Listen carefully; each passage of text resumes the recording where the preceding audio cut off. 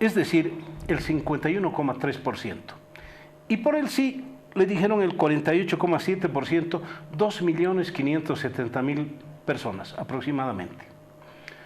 La Paz, Oruro y Cochabamba fueron los departamentos que votaron mayoritariamente por el sí. El resto de los departamentos, 6 departamentos, votaron por el no. Pero el fondo del asunto es que Bolivia dijo no. Bien, ahora sucede que esos 2.600.000 votos no valen para nada y 7 personajes oscuros, lo digo así, oscuros personajes del Poder Judicial han dicho que el presidente tiene el derecho humano a postularse nuevamente.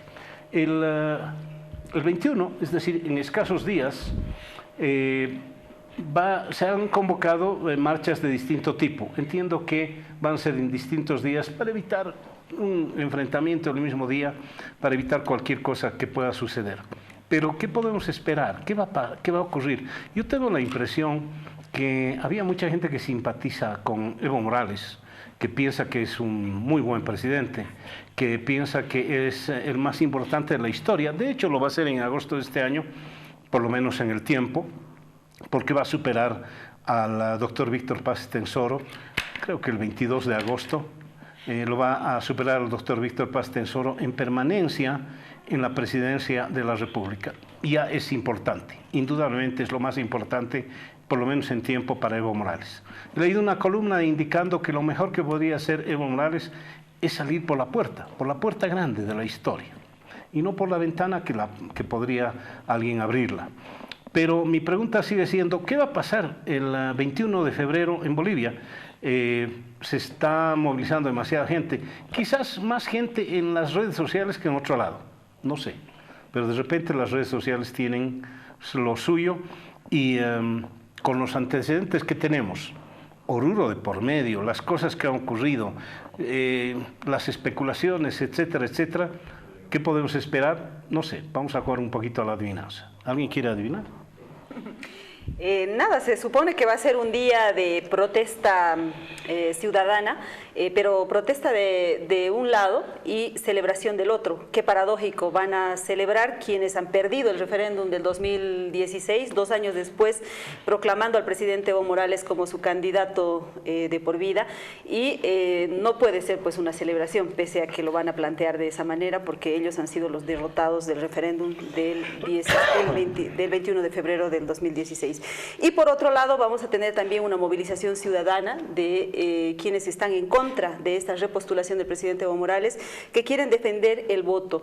Yo no subestimaría la acción callejera de este grupo ciudadano, porque ya ha demostrado en diferentes ocasiones que es capaz de movilizar gente en la calle, ¿no? Lo ha hecho en el Día de la Democracia, los 35 años de la democracia, y lo ha hecho al recordarse el primer año del 21 de febrero, del referéndum del 21 de febrero. Entonces va a ser una movilización, tú decías que en días diferentes, yo tengo entendido que el MAS ha cambiado sus planes para hacer la movilización el mismo 21 de febrero, lo que configura evidentemente un escenario de tensión. No te puedo decir que va a haber un enfrentamiento ese día, pero obviamente hay que estar inquietos, tomando en cuenta que dos sectores que tienen objetivos absolutamente contrarios van a pronunciarse, van a protestar ese día. Lo que sí también me gustaría decir es que estos movimientos ciudadanos, si bien han surgido de manera espontánea, de manera democrática, en contra del presidente Evo Morales, no han logrado en los últimos meses articular una propuesta alternativa al movimiento al socialismo, y por el contrario, más bien se ha percibido en el último tiempo una mayor fragmentación. Es decir, si bien van a salir, yo creo, a las calles el día miércoles, lo van a hacer cada uno por su lado, cada uno con su líder, cada uno con su objetivo, pese a que se sabe que están tratando de concertar un solo manifiesto para ese día. Sin embargo, hay bastantes fracciones y bastantes fricciones, yo diría, dentro de los movimientos ciudadanos, precisamente porque no hay un liderazgo único que pueda emerger de esos grupos. Entonces, yo creo que la situación se torna compleja, porque estos movimientos son en contra de algo y no con una propuesta a favor de algo. Es decir, promueven el voto contra Evo Morales, en este caso en contra de la repostulación, pero no tienen una propuesta política alternativa. Marce, la gente me reclama y dice, no te dejo hablar para nada, ¿ver? El anterior domingo no me has dejado hablar, ¿no? Pero bueno. Tú tienes que tomarte el poder, nadie te lo va a regalar. Sí, claro. A ver, yo lo que veo es que tenemos al frente un conflicto que ya lleva 2 años, para el gobierno, digo, un conflicto que tiene 2 años, y que además es el conflicto, creo, el más grande para él y el más significativo. Pero además, ¿por qué viene a ser el más significativo? Porque es producto de una muy mala decisión, creo. Primero, es decir, de intentar llevar adelante un referéndum, producto de una mala reacción de haber perdido, creo que realmente les ha terminado de afectar haber perdido bastiones tan importantes en las elecciones subnacionales como La Paz, el departamento y el Alto como municipio, y luego de eso intentar recuperar un poco terreno con el referéndum del 2016, que claramente lo pierden. Pero luego de eso viene la reacción, es decir, cómo reacciona frente a eso el gobierno, porque en los hechos Evo pierde contra sí mismo, eso está clarísimo, ¿no? No tiene contra quién competir, pero pierde contra sí mismo. ¿Cómo se sobrepone ante eso? Y me da la impresión que hasta el día de hoy no es capaz de sobreponerse ante ese problema. Es decir, a llevar adelante otra vez esa respuesta de he perdido en las urnas contra mí mismo y ahora ¿cómo me sobrepongo a eso? Yo tengo la impresión de que la única forma de sobreponerse frente a un problema similar es otra vez planteando las urnas, ¿no? No estoy diciendo que se plantee otra vez el tema de que sea candidato. La única forma de resolver este tema es en las urnas y no forzando las leyes como lo han hecho el 28 de noviembre del año pasado.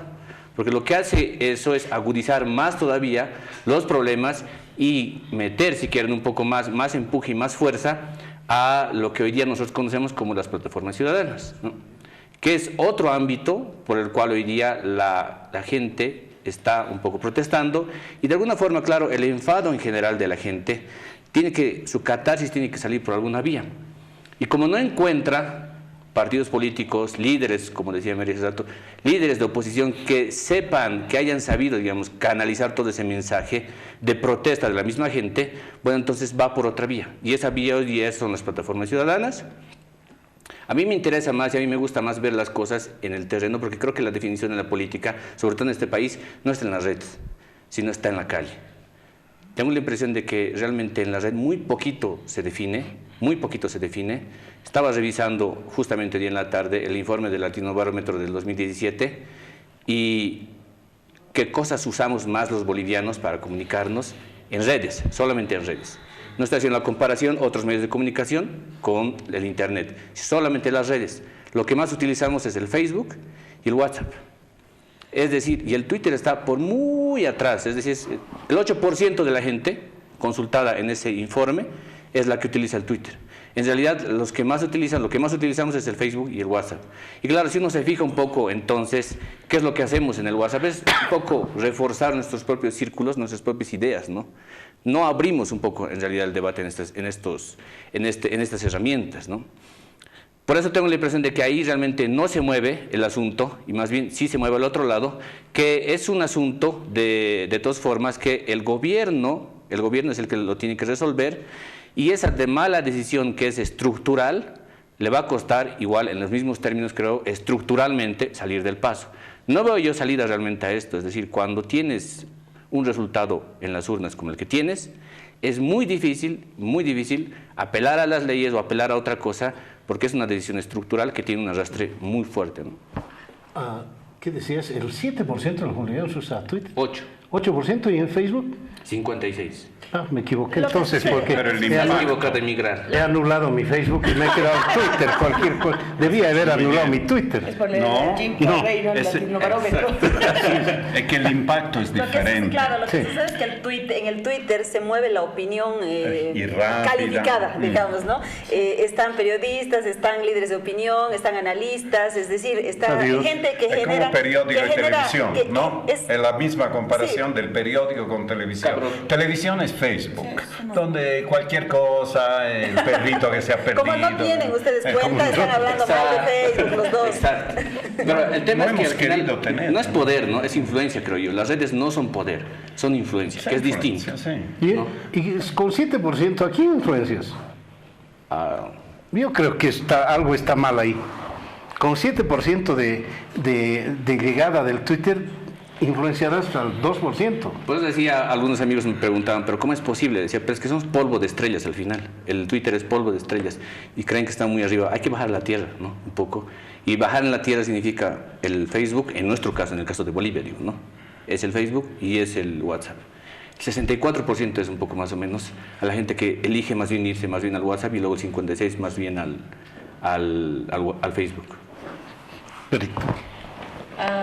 Bueno, entendiendo que más ratito podemos profundizar más respecto a las redes, creo que pensando en lo que se va a vivir esta semana, hay que pensar en las necesidades que tienen ambos bandos. Yo creo que está muy claro que lo que se va a jugar el 21F va a ser la calle, que no deja de ser importante, como decía Marcelo, en este contexto nacional, que siempre la política se define en la calle y posteriormente ha sido oleada y sacramentada, si se quiere, en las urnas. Entonces coincido bastante con el análisis que hace Marcelo. Lo que me parece importante, bueno, lo que me parece penoso en general, es que el 21F creo que va a marcar el inicio formal, la formalización de la carrera electoral. Si bien la carrera electoral ya había iniciado una vez que sale esta sentencia del Tribunal Constitucional, creo que ahora va a haber una formalización porque se van a mover muchos elementos simbólicos desde oposición y oficialismo que van a decir que desde el 21F comienza esta carrera electoral hacia las presidenciales del 19. Es una pena porque desde que salió la sentencia del tribunal no estábamos terminando de darle vueltas a los resultados del referéndum, sale la sentencia y nos la pasamos hablando de la repostulación, y es el tema de todos los días, es el tema de todas las mesas y es el tema de todo el tiempo, cuando en realidad nos estamos comiendo toda la gestión. Lastimosamente el gobierno tomó la decisión de acudir al referéndum muy pegado al inicio de su gestión. Por lo tanto, realmente no ha tenido la oportunidad de mostrar una gestión que a mí me parece interesante en términos nacionales. Creo que se han perdido varias fortalezas de la gestión, pero creo que no ha dejado de estar presente en su totalidad, tanto a nivel nacional como a nivel subnacional. Entonces, esa es la pena. Creo que vamos a iniciar una carrera electoral el 21F, creo que vamos a iniciarla oficialmente.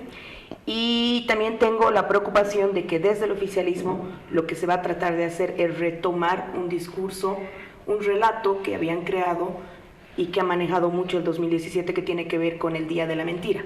Yo recuerdo que el 21F del año pasado era el Día de la Mentira, por el tema de que los resultados habrían sido producto de una mentira y el tema de haber generado una posverdad y las fake news y todo lo que tiempo después llegó al debate público, pero que se lleva bastante a ese tiempo, a reserva de que haya sido un fenómeno de ese tipo, no. Creo que es un relato superado, creo que hay que incluso renovar los relatos con los que tanto oposición como oficialismo llegan para esta suerte de campaña electoral larga, porque hay cosas que realmente agotan demasiado tanto oposición y oficialismo y deslegitiman demasiado las causas por las que se está luchando. Esa es una preocupación que tengo. Luego me queda clarísimo que la oposición, el oficialismo lo que tiene que hacer es demostrar que nunca ha perdido la calle. Es cierto que han tenido varios hitos medianos, digamos, de impacto en los últimos meses, que han dado cuenta de que la gente movilizada desde las redes sociodigitales puede tomar la calle. Y creo que el MAS está consciente de ello, no es casual el relato que hacen sobre las redes sociales ahora, cómo planean enfrentarla, etcétera, un montón de cosas que las conocemos. Creo que para ellos va a ser importante demostrar que nunca han perdido en realidad la calle. Y creo que eso es lo que se van a jugar un poco el 21F. Desde la oposición tienen un reto similar, pero planteado de otra manera. Lo que tiene que demostrar la oposición es que la fortaleza que demuestra en redes digitales la puede trasladar de manera efectiva y creciente a la calle. Efectiva me refiero a que se mantenga la gente que ha salido, no podrían disminuir esos números que no son tan alarmantes, digamos, para el oficialismo ahora, pero que sí existen y están en crecimiento, sí demuestran que hay un crecimiento y una constancia en las salidas a las calles a nivel nacional. Es algo que va a tener que empezar a preocupar al oficialismo. Yo no estaba tan al día con la información que tiene Mary de que va a ser el mismo día. Yo tenía información de que la mayoría de las ciudades capitales porque no es un tema menor, el tema va a ser en ciudades capitales, ¿no? Que obviamente hay una pugna que tiene que ver con el relato de clase media. El vicepresidente hoy día ha vuelto a sacar una nota al respecto, hay toda pugna de este sentido. Rada anunció que va a ser el 21. Esta mañana. No esta mañana, el viernes me parece. El viernes, sí. No estaba actualizada, me preocupa. De ellos es en la mañana, o sea, del oficialismo es en la mañana y la gente que se moviliza es por la tarde y por la noche. Sí, lo que pasa es que la oposición va a ser un paro. Con bloqueo. Claro, pero ¿qué manera? Estamos confundiendo. De Rada, que está acostumbrado a los enfrentamientos. Estamos confundiendo, creo que la gente, sí. No sé, yo tenía la idea que iba a ser el 21 y que el MAS había indicado que iba a ser o el 20 o el 22. Sí, eso inicialmente. Pero Rada el día viernes dio una conferencia de prensa y anunció que la movilización del MAS para proclamar al presidente Evo Morales va a ser el día 21. Y donde manda mariscal, no manda marinero, ¿no? Sí. Tal cual, pero hay algo que me está preocupando mucho, el uso de el adjetivo la calle, en este caso, no más que, perdón, sustantivo. ¿No? Sustantivo, la calle, y eso es sustantivo. Es decir, ¿qué estamos hablando cuando hablamos de presencia en la calle? ¿De enfrentamiento? ¿De choque? Es una presencia simbólica. Creo que es un tema de fotos, es un tema de portadas, es un tema de números, de cuántos. Ojalá, creo que lo ideal y lo que hay que apelar es que sean lo más separados posibles. Ambos tienen el derecho democrático de pronunciarse como quieran y de la manera que quieran, siempre y cuando sea en respeto al otro y de manera pacífica. Pero yo creo que se va a jugar un poco al día siguiente. Mary sabrá bien esto porque trabaja en periódico el tema de portadas, es decir, esto pasó en la oposición y esto pasó en el oficialismo, porque ese hito simbólico, muy gráfico, muy visual, es lo que va a marcar ese día. Ese es el único resultado que al final del día te llevas, es decir, acabó 200.000, acabó 1.000 y la gente empieza a decir no son 1.000, son 200.000. Y mandaron empleos públicos y cosas así, ¿no? Ese tipo de datos que hacen que se note más gente ahí, más gente real, ¿no? Claro, el problema es que no puede desplazar a toda la ciudad la misma gente. Debería declarar feriado para que los empleados públicos sean obligados a ir en las diferentes ciudades. Yo lo veo un poco complicado, me parece un poco la paranoia de Rada, que está acostumbrado a los enfrentamientos, se acordarán de Sucre, de la Calancha, y un poco peligroso ese señor como ministro de la presidencia en temas de conflictos como eso. Yo he estado un poco pensando estos días, ¿cómo hemos llegado a eso? Hemos llegado, lo han repetido, con un referéndum en el cual ha perdido. Y cuando uno pierde, tiene que saber perder, ¿verdad? Hoy el Bolívar ha perdido, ¿verdad? Faltaría que mañana vaya a buscar de ganar porque la pelota no estaba inflada totalmente o algo así. Los pretextos, lo dices bien, ya no importa si fue mentira, si no, perdieron, ellos llamaron al referéndum y perdieron. Y con esa actitud de no aceptar la derrota, han herido la democracia. El pueblo boliviano es un pueblo que está siempre del lado de la víctima, en este caso está al lado de la democracia. Y la reacción ha sido aglutinar diferentes sectores, ya no es la clase media, esto en la cabeza del vicepresidente, será clase media. Pero están los cocaleros de los yungas, están los comités cívicos, están una serie de sindicatos, está la COP, es decir, CONADE, hay una serie de movimientos, de instituciones que realmente tienen una meta común, defender la democracia de una canallada que se le ha hecho a la democracia. La sentencia del 28 de noviembre es una sentencia totalmente espúrea y la demostración es esta, porque el gobierno podría desmantelar todos estos movimientos acudiendo a la Comisión Interamericana de Derechos Humanos o directamente a la Corte, creo que puede hacerlo, pidiendo si esa sentencia se ajusta o no a la interpretación correcta del artículo 23. Nada le impide hacer eso. ¿Por qué no lo hace? Porque sabe que es una sentencia espúrea. Y lo ha demostrado también la confusión entre la sentencia de Focas y la sentencia del número 84 del 28 de noviembre. ¿Cómo es posible que una sentencia cite una sentencia que todavía no ha salido? Obviamente la sentencia primera estaba suspendida y hay una irregularidad terrible allá que ni siquiera firman los tribunos de la sala segunda, porque es la sala segunda, firma el presidente. Entonces no firmó la señora, la tribuna Mirta Camacho, firmó el presidente Macario Laure y esperó para firmar hasta el 28.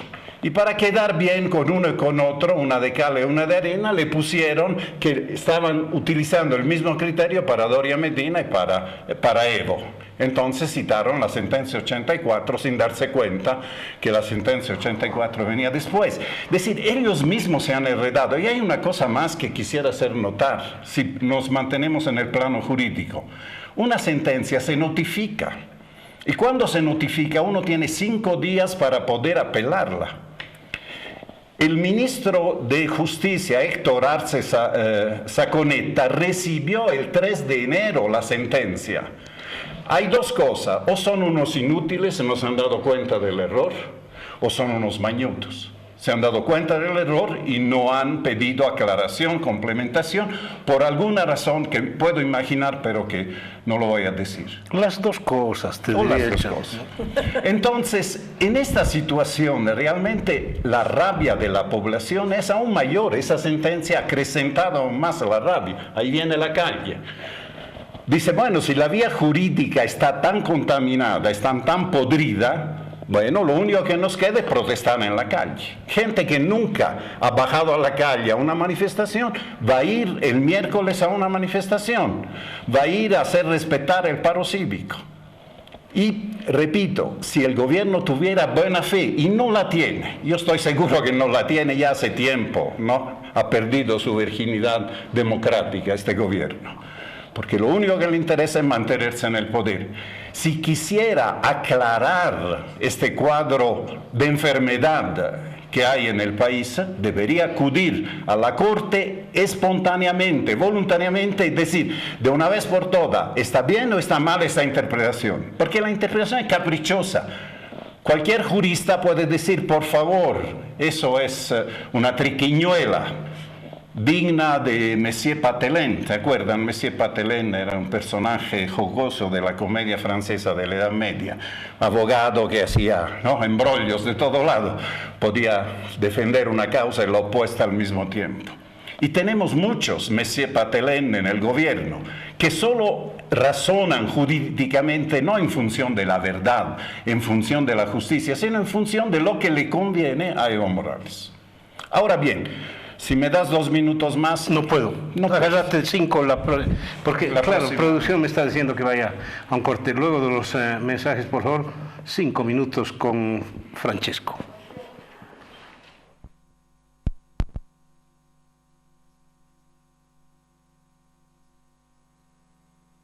Vuelve la programación en curso. A partir de esta gestión se aplicará la matrícula electrónica y los estudiantes, con solo presentar su cédula de identidad, podrán realizar el depósito bancario en las siguientes entidades financieras: Banco FIE, Banco Sol Amigo, Fortaleza FFP, Ecofuturo, Fácil, Cooperativa La Sagrada Familia, Salucredit San Silvestre, Prodem, La Primera, ONGs, ANET y Crecer. Los estudiantes que estén observados y no se encuentren en el sistema de la matrícula electrónica deben apersonarse a la División de Gestiones o a las respectivas facultades y carreras. Dale confort y elegancia a tu hogar con Muebles Silvera. Más de 40 años de experiencia acompañando tu vida con calidad garantizada y a precios increíbles. Muebles Silvera, muebles clásicos y modernos, harán de tus ambientes un espacio elegante y acogedor. Visítanos en nuestras sucursales en La Paz, calle Mercado, esquina Socabaya, número 78, calle Murillo, entre Sagarna y Cochabamba, avenida Valliviana, entre calles 13 y 14, avenida 6 de agosto, entre Belisario Salinas y Pedro Salazar. En la ciudad de Cochabamba, calle 25 de Mayo, casi esquina Bolívar. Muebles Silvera, muebles que dan vida. Transporte gratuito hasta su hogar. Continúa con la programación de TVU.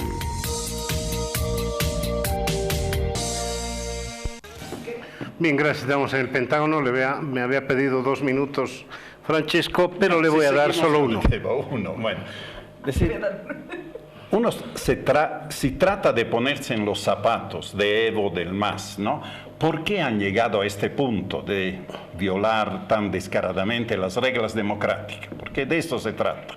Pueden decir que no han violado la Constitución porque 7 señores, ¿no?, los han avalado. Yo creo, y lo han dicho varias veces, hay varios motivos, ¿no? Primero, que creen que Evo es el único, que nadie más puede ser, o te dicen quién está al frente, si no es Evo, ¿quién acaso va a ser este líder de los partidos de oposición? Bueno, eso es siempre pensar que uno es único y que no hay nadie más, todos somos, ¿no?, sustituibles. El cementerio está lleno, ¿verdad?, de gente que era insustituible. Pero la razón principal es interna, eso también se ha dicho varias veces. Si ahora, teniendo ya un candidato, se ha abierto una lucha abierta dentro del MAS para la vicepresidencia. Aparentemente el vicepresidente dice, no, yo no quiero, pero no es que él no quiere, no quieren muchas de las bases, gran parte de las bases del MAS.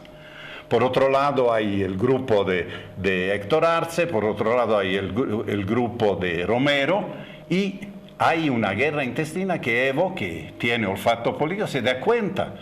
Imagínense sin Evo qué sucedería en el MAS, se hace pedazos, ¿verdad? Y un poco el hecho de no creer que la oposición de alguna manera pueda unirse.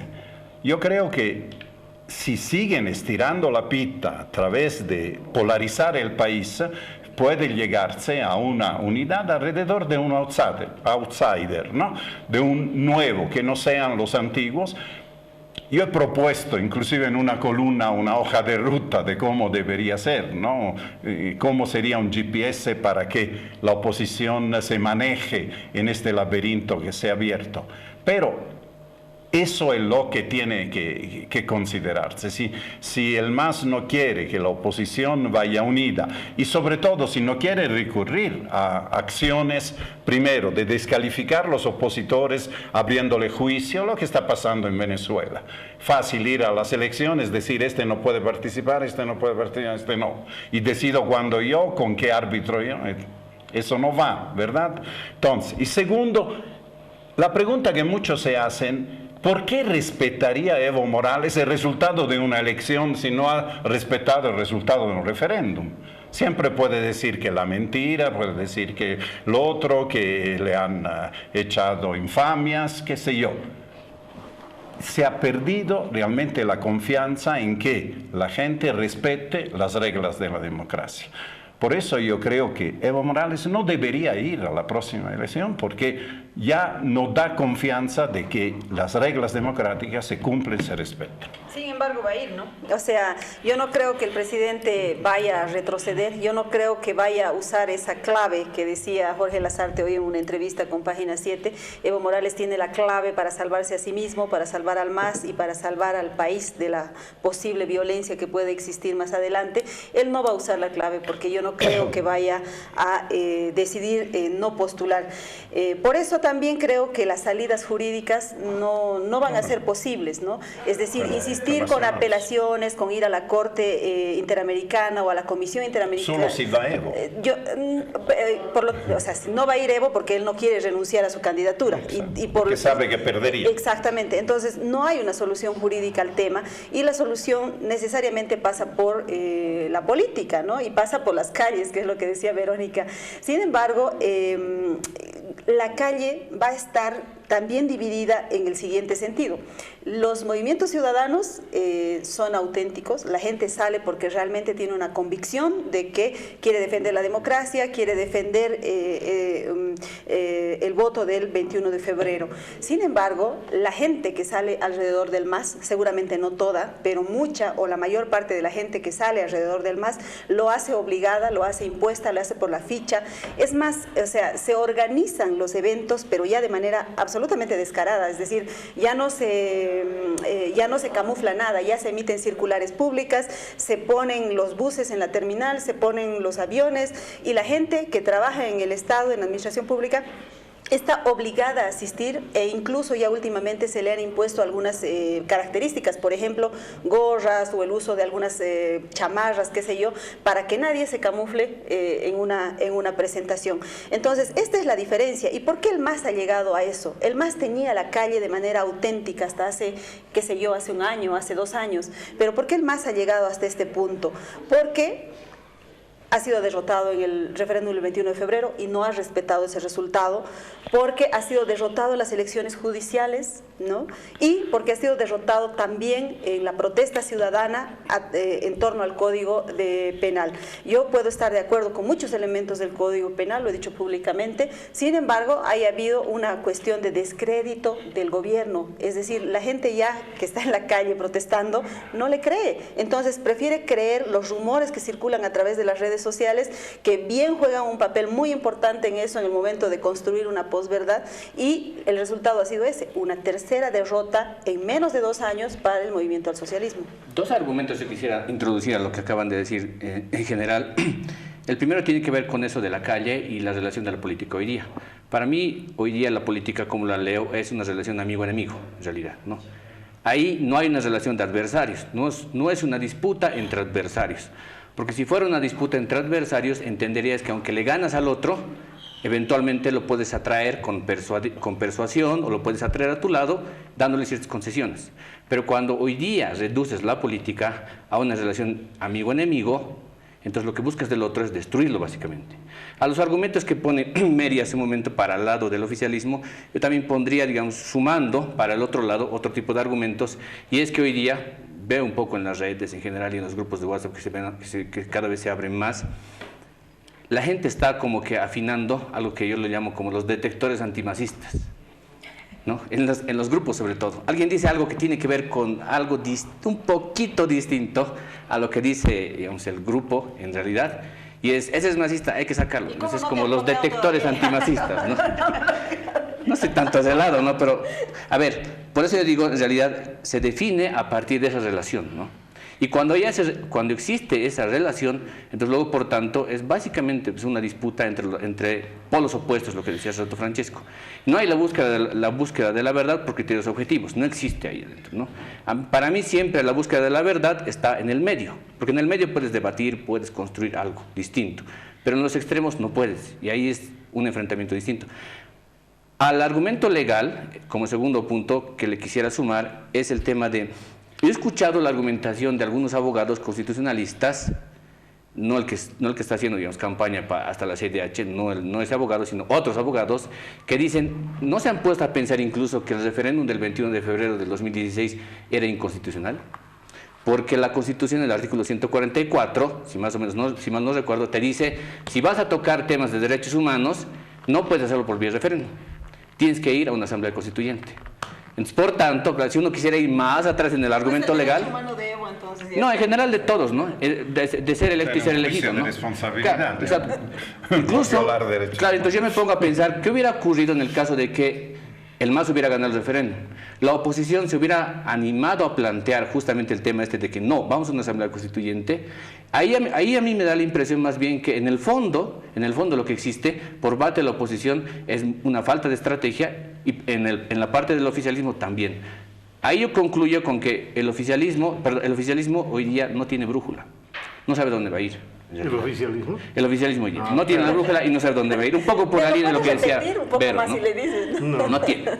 En cambio, la oposición está rebasada. Usted habla de la oposición política, ¿no? El día 21 en la noche, cuando ya se supo el tema de los resultados, el presidente fue muy claro y dijo, señores, yo me estaba yendo a mi casa y los movimientos sociales me han dicho, un momentito, presidente, el segundo tiempo hay. Yo no sé qué quiere decir eso. Claro, tomándonos por tontos. Claro, exacto. Por eso digo, es el tema de la estrategia. Es decir, lo tenía claro el presidente desde un primer momento. No tienes estrategia hoy día. Como parte de la estrategia, Vero dice en las redes, dice que es el día de la mentira, ¿no? Según el mensaje del oficialismo. Yo diría que es muy riesgoso para el oficialismo manejar el mensaje del día de la mentira porque se está dando la vuelta. Resulta que el día de la mentira es el día de la mentira porque Evo le mintió al país al decir que se iba a ir a su Chaco y no se fue. Y resulta que la oposición ha empezado a hashtaguear ya a través de las redes sociales el día de la mentira, pero al revés. En su disculpa no es la única mentira que nos ha contado el presidente. Es un tema todo el caso Zapata. Comunicacionalmente, en términos estratégicos, se te puede voltear, es correcto. Pero que además yo creo que es muy nocivo en general para el escenario. O sea, encuentro que puede haber algo de lógica dentro del oficialismo que dice vamos a pelear porque sea nuestro candidato, pero creo que tienen que renovar los relatos. Creo que se han dado cuenta, o tendrían que haberse dado cuenta, de que lo que ha pasado este último año y medio, en términos comunicacionales simbólicos, realmente no les ha dado los réditos que esperaban. La idea que se tiene es que están perdiendo la calle, por eso es que decía, ellos tienen que ir a reafirmar que nunca la han perdido. Y ahí quiero hacer un apunte que no me parece menor. Sé que el relato que hace Mary del tema de que los ciudadanos están convencidos de que tienen que ir a defender la democracia, lo decía Francesco, han salido a hacerlo, lo hacen en las redes y lo hacen de una manera convencida, estoy totalmente seguro de ello, y eso viene con el debate de los millennials, de las clases medias, etcétera, etcétera. Pero, y también es cierto que hay mucho funcionariado público que va obligado a estas marchas, y que eso ha ocurrido en el nivel de gobierno nacional y en algunos niveles de gobiernos subnacionales en los últimos años, y se ha vuelto una mala costumbre democrática. No obstante, esto es algo que creo ocurre siempre, o más bien específicamente en las ciudades capitales. Creo que en las lecturas políticas nunca hay que leer, y estamos, creo, volviendo a entrar en este error, que después terminó de el MAS entender muy bien y le dio la victoria tan contundente durante tanto tiempo de que el campo también existe. A reserva de que hay muchos datos que te dicen que el campo se está despoblando, que pronto las ciudades urbanas van a ser más grandes, etcétera. Hay muchos datos reservados al respecto. Hace tiempo ya la población urbana ha superado a la población rural. Pero no deja de ser una parte interesante del padrón. Claro que sí. Entonces creo que siempre hay que pensar que nuestros temas que nos interesan, en los que estamos debatiendo, etcétera, etcétera, y concretamente lo que va a pasar el 21F esté marcado en la ciudad. Y en ese sentido sí creo que se puede hacer esa configuración de escenarios y de actores, pero también está lo que ocurre en el campo. Y ahí creo que hay muchas organizaciones sociales que continúan perfectamente convencidas de que este es su gobierno, este es su presidente y este es su tiempo. Y eso es algo que también siempre hay que integrar al debate. Pensando un poco en esto y pensando un poco en lo que decía el Marce de los detectores de masistas que se han ubicado sobre todo en redes sociodigitales, creo que también es importante que hablemos, sí, de lo que pasa desde oficialismo y oposición, yo también entro en el saco, pero que también de una vez veamos cómo vamos como bolivianos, y ahí sí creo que hay mucho peso en la gente que escribe cosas, es decir, en las redes sociodigitales, de retomar un escenario realmente democrático y de calidad. Lo estamos perdiendo, y ahí no hay quien tire la primera piedra, o sea, no es solo oficialismo, no es solo oposición, porque realmente hemos llegado a unos niveles de emocionalidad, de lanzar mensajes sin pensarlo, sin reflexionar, muy poca información, y eso, si lo pensamos de aquí a 2 años, ¿cómo vamos a llegar al 2019 como país? Y eso está claro en nuestras manos, en las manos de la gente que hacemos opinión pública, en las manos de las y los usuarios de redes, por supuesto de las autoridades y demás, pero bueno, el que tiene guantes en el chat. Yo creo que ese es un tema que necesitamos mantener constantemente en la agenda, porque de lo contrario vamos a seguir llevando un escenario de confrontación al 2019, a resolverlo en urnas, con mucho conflicto y mucho riesgo de violencia, ¿no? ¿Cómo ves, Francesco, la posibilidad de que el gobierno haya creado una dirección de redes sociales? Eso quería decir, viene un poco a propósito de lo que decía, esta visión ya del país entre enemigos y amigos, ¿no? Ya no es entre adversarios, entre gente con la cual hay que dialogar, discutir para convencernos.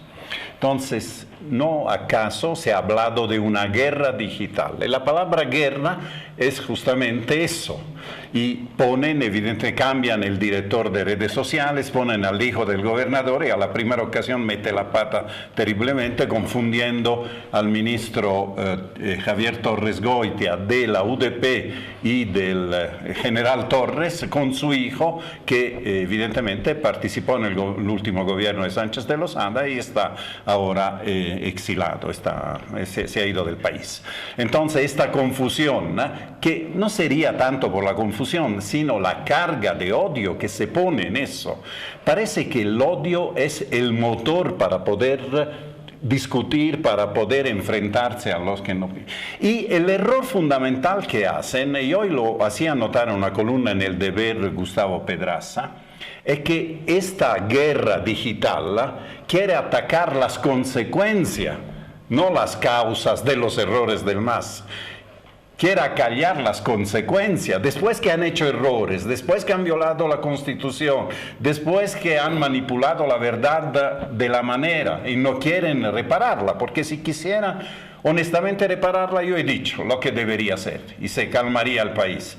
Bueno, entonces atacan las consecuencias de eso, que no es verdad, cuando el error está en las causas fundamentales, en haberse alejado de la mayoría de la población. Esta juntucha que reunieron en el 2005, para la elección del 2005, de los sindicatos, de los movimientos, de las tierras altas, tierras bajas, sabiendo que hay contradicciones intrínsecas entre los cocaleros de los Yungas y los cocaleros del Chapare, evidentemente hay diferencia, hay intereses diferentes, ¿o no? Hay diferencia entre los indígenas de las tierras bajas y los cocaleros, los colonizadores, porque uno quiere preservar su entorno, su ambiente, los otros quieren avanzar.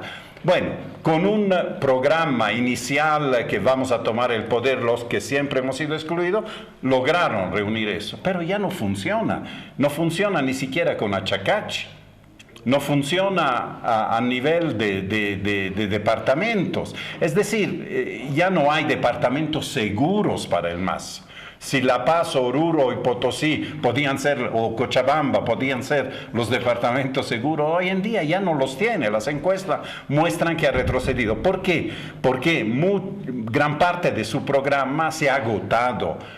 Las contradicciones entre permanecer en el poder, reforzarse como poder y mantener las promesas medioambientales, las promesas económicas, inclusive ciertos dogmas económicos. Hemos discutido varias veces. La política energética, por ejemplo, está hecha de dogmas que lamentablemente las han puesto hasta en la Constitución. Por eso estamos en un callejón sin salida. Estamos con problemas para reserva, estamos problemas con los contratos, estamos problemas con la industrialización, porque no hay esta flexibilidad, esta elasticidad que en economía se necesitan y no dogmas. Yo creo que en el tema de redes sociales, si el gobierno cree que puede ganar una elección volcando la opinión en las redes sociales, yo creo que se equivoca un poco, porque Bolivia no es el Estados Unidos de Trump. Yo creo que para Trump sí ha sido un elemento fundamental en el tema de revertir tendencias, en fin. En el caso de Bolivia no. Estamos hablando de 7 millones de cuentas en Facebook. Sin embargo, eso no quiere decir que 7 millones de bolivianos tengan una cuenta de Facebook. Es decir, muchas personas tienen más de una cuenta, tienen hasta 10 cuentas, empresas que tienen cuentas, etcétera. Entonces yo creo que el gobierno está apuntando mal en ese tema. Y peor aún en el Twitter, ¿no? Hablábamos hace rato de la pequeña cantidad de gente, se habla de un poquito más de 1 millón de cuentas de Twitter en el caso de Bolivia, a diferencia del Facebook, que son como 7 millones. Entonces estamos hablando de un universo muy chiquitito que no creo que sinceramente vaya a cambiar una tendencia electoral en todo caso. Por ese lado, no creo que la guerra que quiere hacer el gobierno sea en las redes. ¿Por qué? Porque creo que las redes sociales simplemente son un instrumento, son un canal y son el reflejo de lo que está sucediendo en las calles, de lo que está sucediendo en los cafés, en las universidades, en el mundo académico. Es decir, todo aquello que se debate en la vida real se refleja en las redes sociales. Es decir, si cambias una realidad en las redes sociales, no es que vas a cambiar la realidad de las cosas, estás cambiando el mundo virtual, pero no estás cambiando la realidad. Por ese lado, yo creo que es una estrategia muy errada.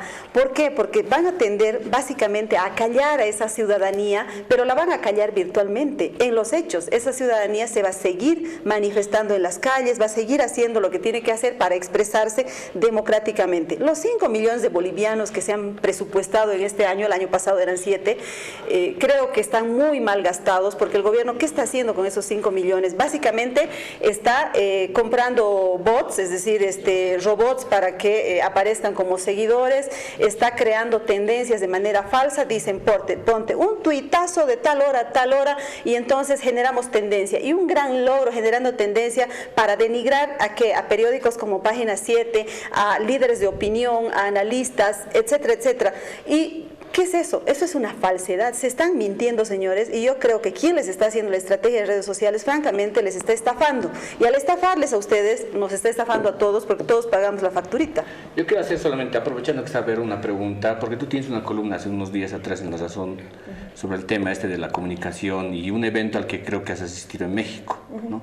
Entonces, y hablando de los nuevos relatos, Creo que tú hacías mención ahí a que hay gente de las organizaciones políticas que van a esos congresos, pero no necesariamente a compartir, digamos, su experiencia de investigación, sino más bien creo que a reforzar algunas otras ideas. Si no estoy equivocado, ¿no iría más bien por intentar renovar los relatos? Es correcto, a eso me refería en la columna, que en esta cumbre específicamente, que era una cumbre de comunicación política mundial, efectivamente la gente no va, por lo menos los bolivianos que yo he visto ahí, no van, que los he visto de un lado y del otro, no van a compartir experiencia académica, no van a mostrar la experiencia fallida o no que se tiene en Bolivia respecto a estos temas, salvo el caso de Ricardo Paz, que es una persona que está vinculada a esta cumbre hace muchos años, que es el único expositor boliviano. En esta ocasión sí había varios y varias bolivianas, pero que yo creo que habían ido con fines netamente políticos, ¿no? Porque obviamente no eran los intereses de otro tipo. Yo por lo menos estaba tuiteando todo el rato porque claro, me interesa que estos temas estén en el debate. Y por supuesto habrá que tener la expectativa de académicamente llevar algo, estudiar estos temas. Es decir, necesitamos ponerlos sobre la mesa, entenderlos y demás, pero creo que desde ambos lados se está entendiendo a las redes sociodigitales como un arma, de ahí que se haga el relato de guerra. Y creo que comparto con Mary que es una estrategia fallida. Yo creo que no va a funcionar, porque eso te da cuenta de que no estás entendiendo muy bien cómo funcionan las cosas. Nunca las vas a entender si no las ves en primera persona. Ya nos ha pasado esta experiencia con los periodistas hace muchos años, cuando en la comunidad los periodistas no daban el valor que tenían en ese momento las redes sociodigitales. Lo dijimos. Pero algo funcionará, pero algo va a funcionar. Es decir, cuando el presidente decía A el 2006, todo el mundo decía A. Claro, porque ahora la puede realidad decir es lo esa. que quiera, de la A a la Z, y todo el mundo va a decir no, presidente, no. Parece una Siempre puedes circunstancia. mejorar la comunicación de gobierno. Siempre puedes mejorarla, siempre Sí, puedes hacerla más pero ¿sabes democrática, qué? siempre puedes No ponerle puedes, más buena Verónica, leyes, en marketing, escenarios ustedes mejores. saben mucho mejor que yo, en marketing, si el producto que vas a presentar es cualquier cosa, meterle el marketing que quieres no va a funcionar. El marketing acompaña a un buen producto. Claro, Es que es una cosa Por de si no es bueno, publicidad la engañosa. comunicación es tan cercana a la política que tienen que cambiarse mutuamente. Un buen producto político tiene que decirle a la comunicación que mejore, y una buena comunicación tiene la obligación de decirle al producto que hay cosas que tienen que hacer, porque yo sigo la pensando aspiración de la comunicación es en que el democrática. gobierno puede tener el mejor mensaje, es un mal mensajero ya. Ese es el, Pero ¿sabes ese cuál es el problema. una punto? lectura. ¿Sabes Yo cuál creo es que el hay punto? estrategias que ¿Sabes se cuál es pueden el punto? mejorar. Que el gobierno ya no solo maneja mensajes para cambiar la verdad, es decir, para crear una posverdad.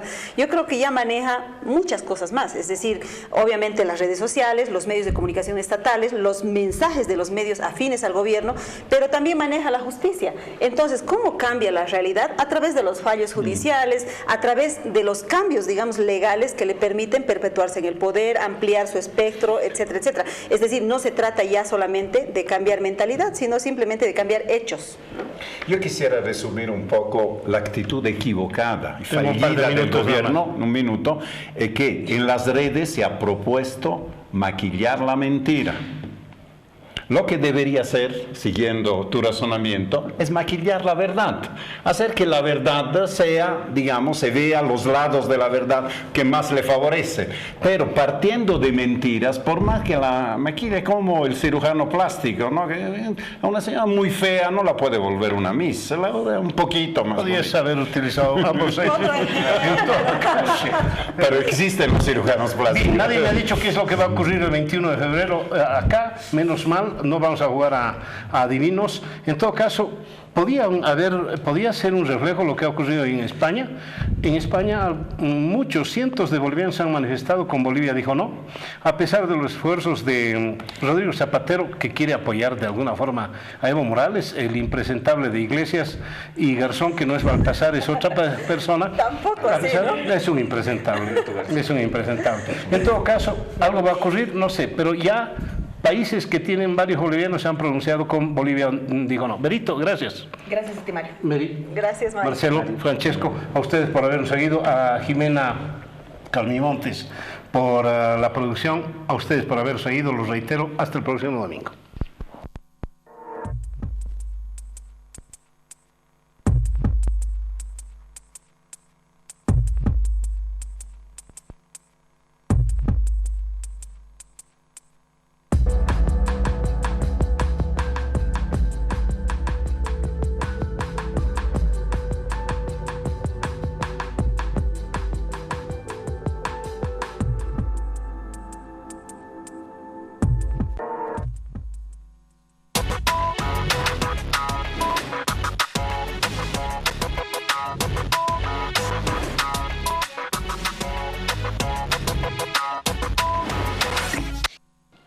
semana tras semana le brindamos información actualizada en relación a la mejor universidad de Bolivia. Bienvenidos a Contacto UMSA. Autoridades de la Facultad de Ciencias Farmacéuticas y Bioquímicas develaron el busto del doctor Domingo Lorini, fundador de esta unidad académica.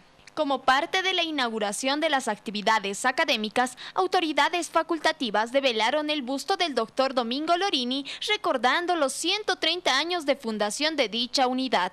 Nuestra facultad reconoce a los profesionales que han tenido una trayectoria sobresaliente, precisamente con la medalla Domingo Lorini, que lleva el nombre de nuestro fundador. Un agradecimiento a un grupo de profesionales nacionales y extranjeros que han tenido esta iniciativa. El año 1900, a iniciativa del doctor Domingo Lorini y otros profesionales, comienza la organización de la Escuela de Farmacia en la UMSA. Por eso es importante recordar a todos aquellos personajes dentro de la vida universitaria que han marcado hitos históricos en el quehacer de la formación universitaria. Queremos